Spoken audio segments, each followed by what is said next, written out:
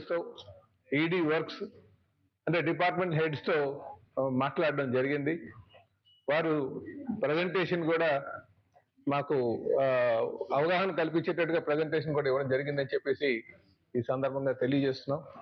అయితే ముఖ్యంగా మేము అడిగేది, రేపు స్టీల్ మినిస్టర్ గారు వస్తున్నారు కనుక మనం ఏ డిమాండ్స్తో ఆయన దగ్గరికి వెళ్ళాలో ముందు మీరు చెప్పండి అని చెప్పేసి వారికి చెప్పడం జరిగింది.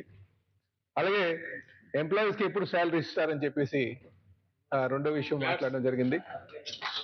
అలాగే ఆ స్కూల్ టీచర్స్ మరి రోడ్డు మీద ఉన్నారు కనుక వారికి ఏం చేస్తారని చెప్పేసి అడగడం జరిగింది.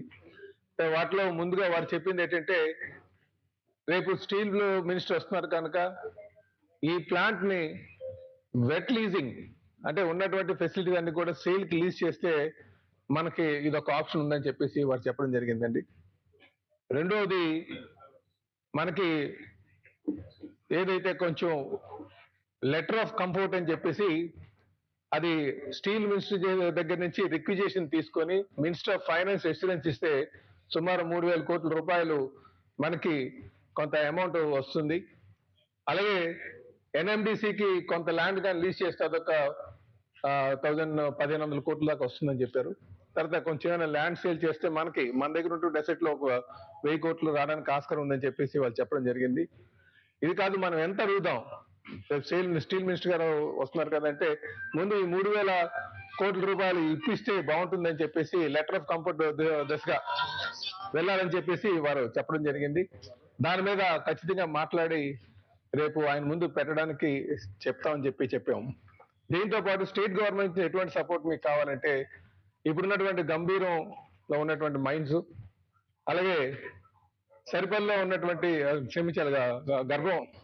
గర్భం మైన్స్ ఒకటి, సరిపల్లిలో ఉన్నటువంటి శాండ్ మైన్స్ ఒకటి, మ్యాంగనీస్, అలాగే కింతాడ్లో కాజ్ మైన్స్ ఇమీడియట్ గా లీజు ఇప్పించమని చెప్పి వాళ్ళు కోరారు.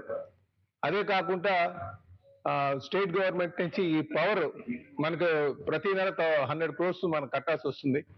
ఎంప్లాయీస్ శాలరీస్ మేము కొంచెం లేట్ చేసి ఆ డబ్బులు మేము స్టేట్ గవర్నమెంట్ కడుతున్నాం కనుక దానికి ఒక 6 నెలల నుంచి 6 నెలల వరకు కనీసంగా 6 నెలల నుంచి 9 నెలల వరకు మొరటోరియం ఆ పేమెంట్ మీద పెట్టాల్సిందిగా వాళ్ళు కోరారు.